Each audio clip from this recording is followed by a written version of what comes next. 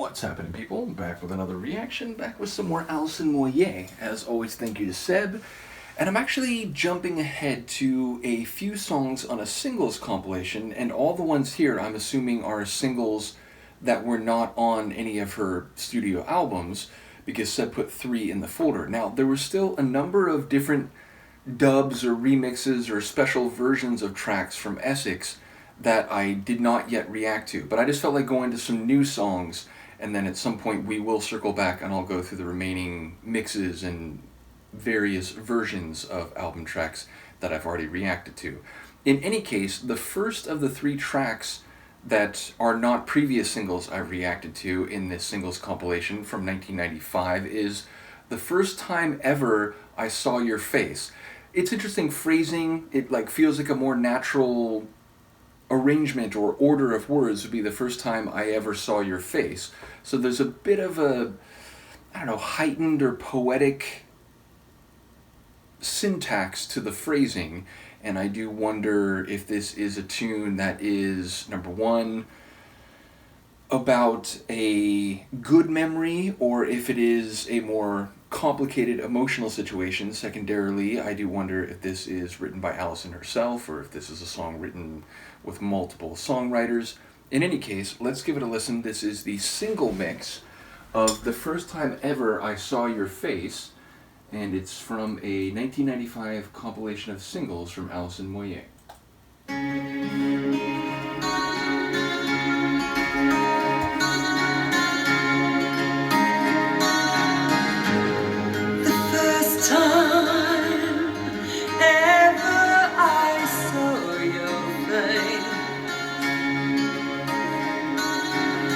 I thought the sun rose in your eyes,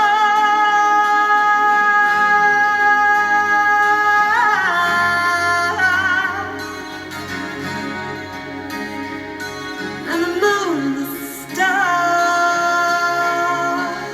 were the gift you gave.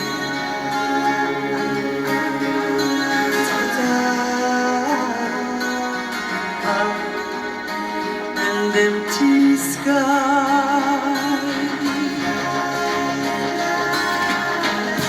First time ever I kissed your mouth. I felt the earth move in my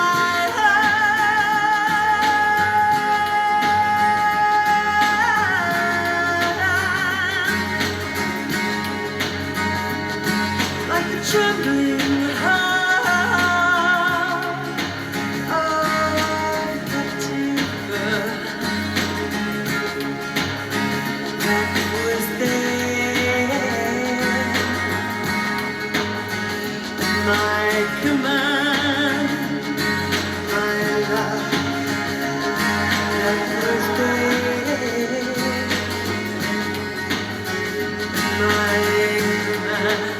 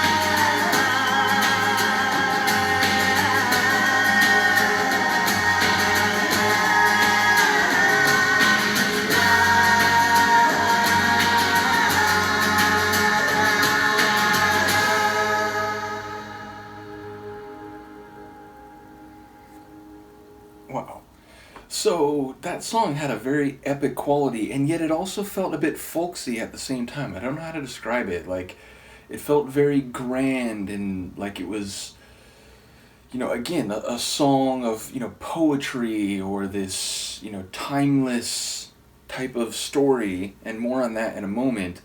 And yet some of the, like the guitar and even sort of the rhythm, it felt like very folk rock or something. So yeah, it felt like the scale was both big and more intimate at the same time.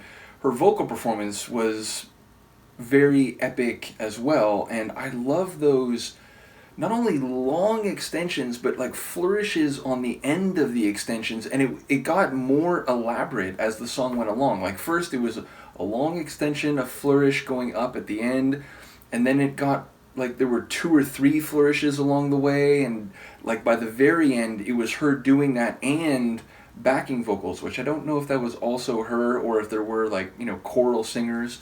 But yeah, by the end the voices were extending and flourishing and like layering on top of each other. So the vocals in this track are fantastic, which again, that seems like a standard observation in just about every Alison song, but this one had this real, what's the right word again, like scope to it. Like it felt like the type of singing performance you'd see in like an epic movie or something like that, in a vocal track in the score.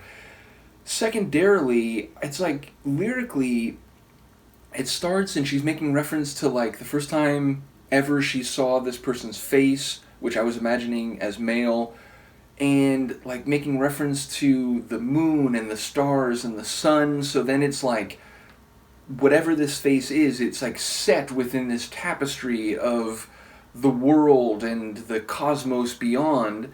And then it's not just about seeing the face, but it's like the first time she kissed him and then like feeling his heartbeat against her. And so it's like the visceral sensory memories that she has. And it was something like, the first time she ever saw his face, she thought the joy would fill the air. Am I hearing / remembering that line correctly?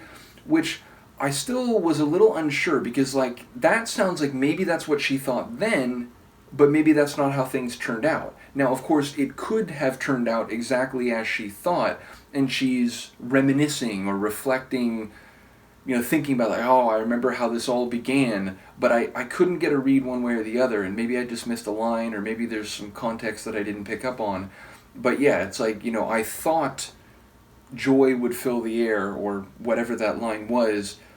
It sounds like this snapshot in time of her emotional perception of what seeing this person's face, and again, a kiss, or the feeling of their heartbeat, which by extension is like the feeling of their excitement or emotion. But yeah, I didn't know if there was a definitive, this is still all good, or this was all good until maybe, they passed away, or the situation was no more, or whether that was, chimerical or false. Like it felt that way, but that's not how it turned out. So I am curious about that. But a cool tune, definitely one that had, again, this epic feel to it, not in the least in her vocal performance. So there are two more tracks, as I said in here, that apparently are singles that we didn't go through before. Solid Wood and then Blue. So we'll look forward to those. Oh, okay, so apparently the Blue one was a B-side single, and in fact, let me go ahead. I forgot, like, Seb's tracks always have nice metadata. Does this one doesn't seem to, oh, it says composers, Ewan McCall? So I don't know if that was just like the producer or maybe a songwriter, but yeah, it just says single. So I'm assuming like maybe this was a single that was, kind of standalone and then included on the compilation. As I said, also next time we'll be back with Solid Wood. Does it say anything different here? It says the composer is Alison Moyet, so apparently she either self-produced it or self-wrote the next one. Either way, we'll talk about that when we get there. Thank you again to Seb, of course, for Alison and lots of other material on top of that. Let me know what you think, and I will see you then. Peace.